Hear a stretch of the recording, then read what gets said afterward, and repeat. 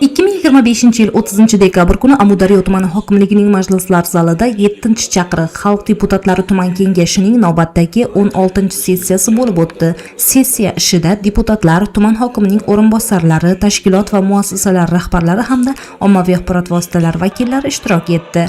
Sessiya avvalida O'zbekiston Respublikasi va Qoraqalpog'iston Respublikasining davlat madhiyalari yangradi. Sessiya majlisiga xalq deputatlari, Amudaryo tuman kengashi raisi, tuman hokimi Sobir Xo'jametov raislik qildi. Sessiya kotibligiga 22-bosuv saylov okrugidan deputat Saylixon Murodboyeva nomzodi deputatlar tomonidan ma'qullandi. Sessiya kun tartibidagi 2026 yilda Amudaryo tumanini kompleks ijtimoiy-iqtisodiy rivojlantirish dasturini tasdiqlash to'g'risidagi masala yuzasidan tuman hokimining birinchi o'rinbosari, iqtisodiyot va moliya bo'limi boshlig'i Faxriddin Yusupov hisobot berdi.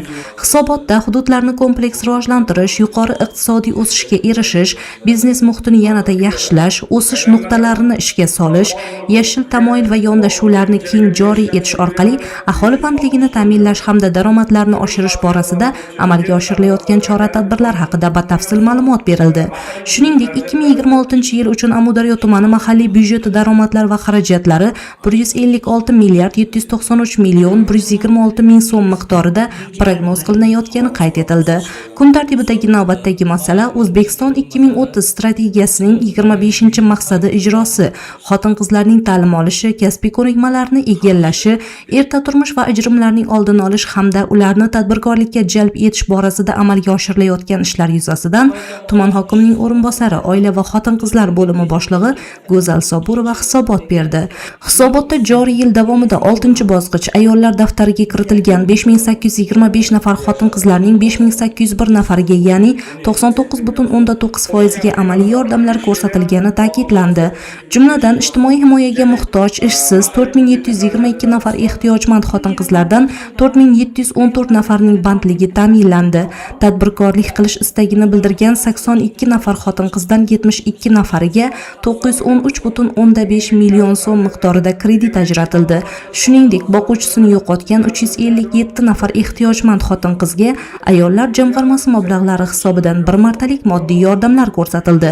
Bundan tashqari, uy-joy ta'miriga muhtoj bo'lgan 2 nafar xotin-qizning xonadonlari homiylik mablag'lari asosida ta'mirlandi. Sessiya davomida davlat tili masalalari bo'yicha yil davomida amalga oshirilgan ishlar yuzasidan tuman hokimining ma'naviyat va davlat tili masalalari bo'yicha maslahatchisi Ashirboy Qo'shayev hisobot berdi.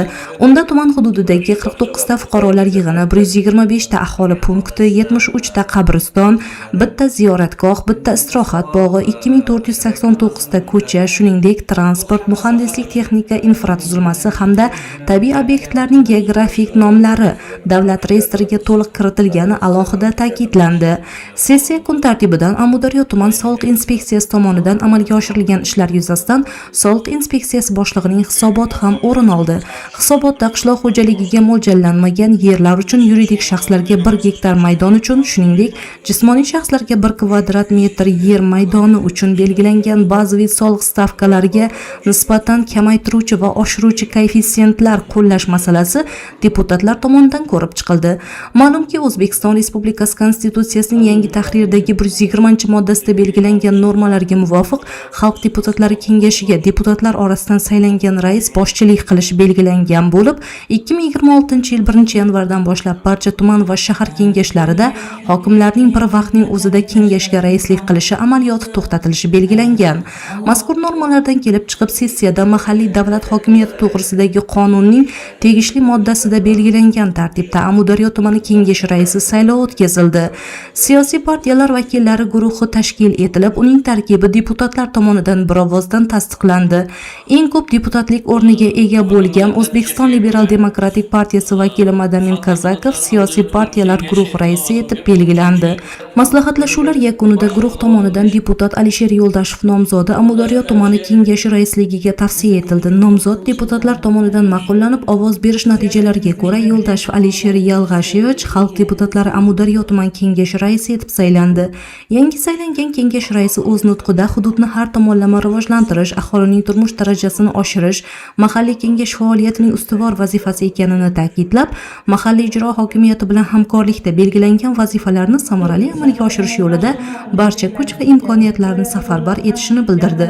Sessiya kun tartibiga kiritilgan barcha masalalar atroflicha muhokama qilinib, tegishli qarorlar qabul qilindi. Shu bilan Xalq deputatlari Amudaryo tuman kengashining 16-sessiyasi o'z ishini yakunladi.